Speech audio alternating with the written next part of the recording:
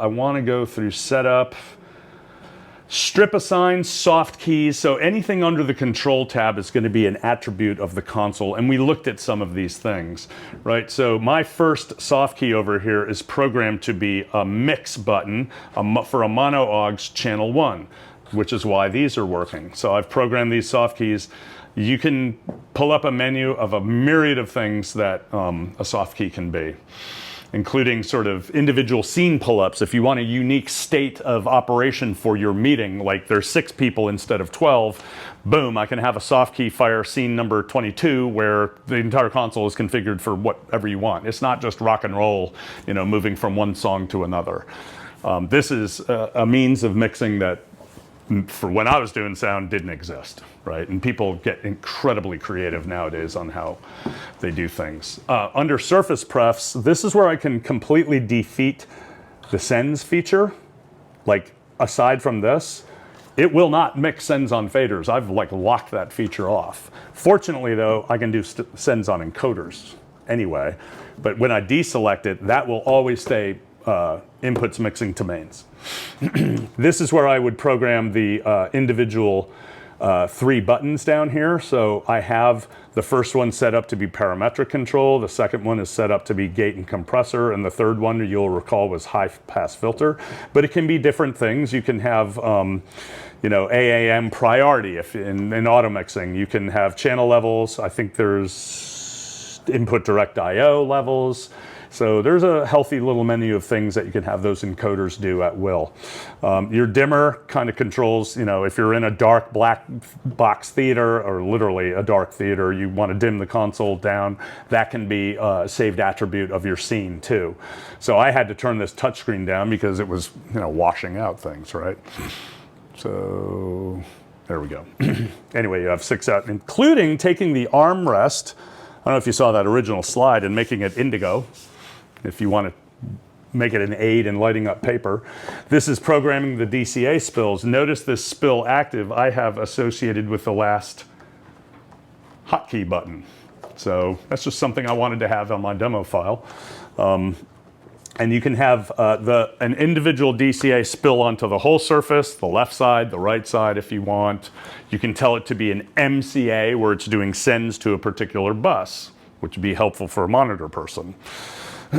Custom rotary are the 3 little encoders on the side. Right now I have them set up for compression, threshold, and gain on both sides of the screen, but I could have them be gate control. I can have it be a high pass filter. It could be a preamp.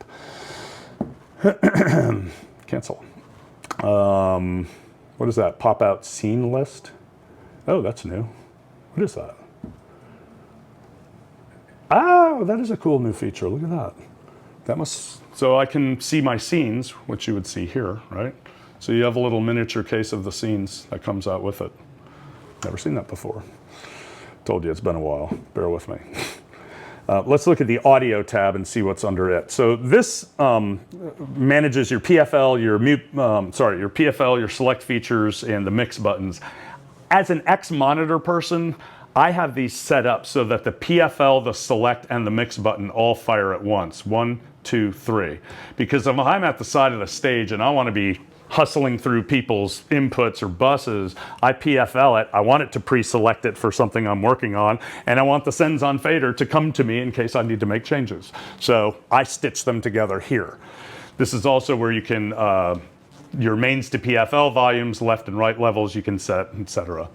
Solo in place is a feature that we also added to be fired off hotkeys. I think it's phenomenally dangerous, but okay. What's in the I/O port? This is telling me there's a Dante card in version 3, and that has a Fibrous card.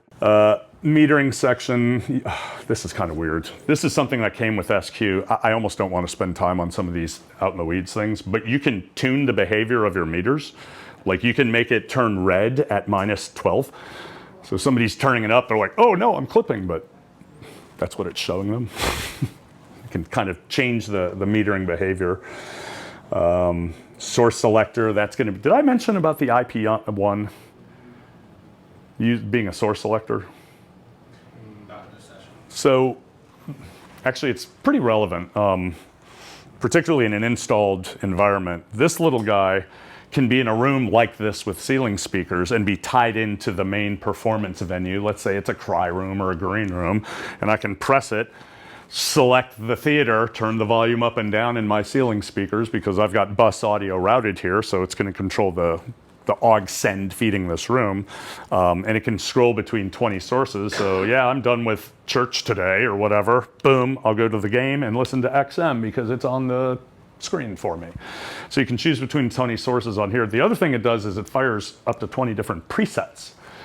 So that scenario that I was explaining, like a lecture custodial mode, you may want to have one of these on the wall where it's like, okay, Thursday night, Dr. Rob lecture, boom, it fires preset, scene number 65, and that scene has the mains defeated, the front fills trickling in, everything else tweaked however I want, and I want 8 channels of control on this. Essentially what it does is it fires between 20 scenes, or it could serve as a source selector for 20 different sources piping into these ceiling speakers. That's an IP1. On an AHM, it actually does even more, but we're not talking about AHM today. And this is where I would drop my sources in that I want to be automatic mics. Do you use the auto mixers? You do. Do you do gate-based or gain sharing? Gate-based. Okay. Managed meeting, right? You can cut our auto mixer up into, it can be one giant 64-channel mixer, it could be 2 32s or 4 16-channel auto mixers. So a soft partitioned environment could have separate buckets of channels submixing to different places without affecting one another. Small feature. We already talked about configuration. Your talkback button can fire to different wedges and ears. Most monitor people nowadays will probably just use a regular input channel like I used to and still do. And I just talk to different buses rather than using a press button talkback feature, but it is in DLive and Avantis. You can create mute groups and have those mute groups live on the hotkeys, right? And I think there are 8 different mute groups that you can make. That was the original programmable feature of analog consoles, to have mute groups, which burgeoned into scenes. I can fire signal generators and then my controllers. The IP controllers, this is kind of neat. If you have any interest in these, you can actually, I don't have one hooked up to this console, but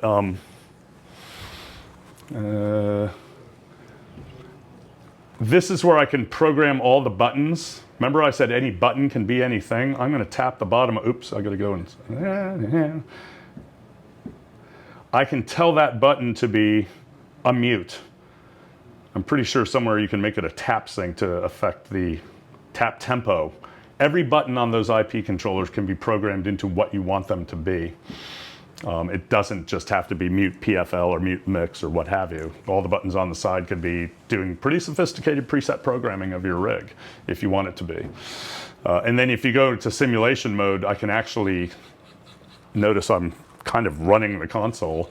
I can be reaching out and running these things either with Director or the console itself. Those may be scattered, the little IP1, they may be scattered around the building. Somebody's wondering why they're hearing the ball game when they should be hearing the theater.